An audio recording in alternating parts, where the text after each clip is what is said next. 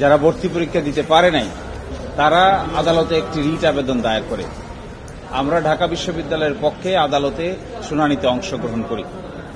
এই ঢাকা বিশ্ববিদ্যালয়ে দ্বিতীয়বার ভর্তি পরীক্ষা দিতে পারবে না এই যে প্রজ্ঞাপন, এই প্রজ্ঞাপনকে চ্যালেঞ্জ করেই এই রিট পিটিশন দায়ের করা হয়। আজকে আদালত শুনানি অন্তে তাদের এই রিট পিটিশনটি উত্থাপিত হয়নি মর্মে খারিজ করে দেন, অর্থাৎ যাকে বলা হয় নট প্রেস রিজেক্টেড। এর কারণ হলো এই বিষয়ে অতীতে আদালতে এসেছিল। ঢাকা বিশ্ববিদ্যালয় 2014 সালে এই সিদ্ধান্ত নিয়েছিল যে দ্বিতীয়বার ভর্তি পরীক্ষা দেওয়া যাবে না।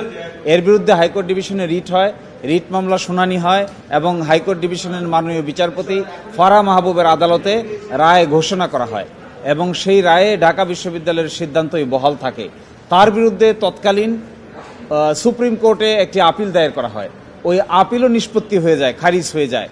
এই সব কিছু জানা সত্ত্বেও আজকে আবার একই বিষয়ে হাইকোর্ট বিভাগে আরেকটি নতুন মামলা নিয়ে আসা হয়। আদালত এটিকে ভৎসনা করেন এবং এই ধরনের যে কর্মকাণ্ড এবং এই ধরনের রিট পিটিশন যা ইতোমধ্যে সেটেল হয়ে গেছে, হাইকোর্ট ডিভিশন সিদ্ধান্ত নিয়েছে, আপিল বিভাগ সিদ্ধান্ত নিয়েছে, একই ব্যাপারে অন্য কেউ এসে আর হাইকোর্ট ডিভিশনে রিট পিটিশন দায়ের করতে পারেন না। যদি কিছু করতে হয় তাদেরকে সুপ্রিম কোর্টে যেতে হবে।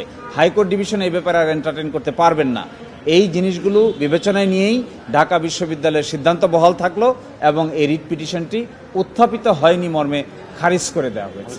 অর্থাৎ দ্বিতীয়বার ভর্তি পরীক্ষায় অংশগ্রহণ করার আর কোনো সুযোগ নাই, আগেও ছিল না।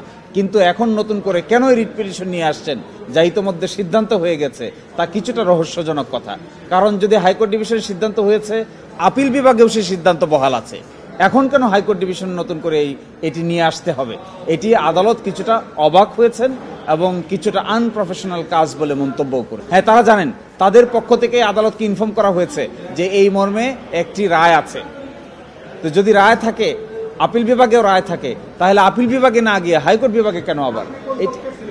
আমরা ঢাকা বিশ্ববিদ্যালয়ের পক্ষে, আমরা ঢাকা বিশ্ববিদ্যালয়কে রিপ্রেজেন্ট করেছি এবং ঢাকা বিশ্ববিদ্যালয়ের যে আইনি পদক্ষেপগুলো কোর্টে নিতে হচ্ছে এগুলো এখন থেকে আমরাই নিচ্ছি।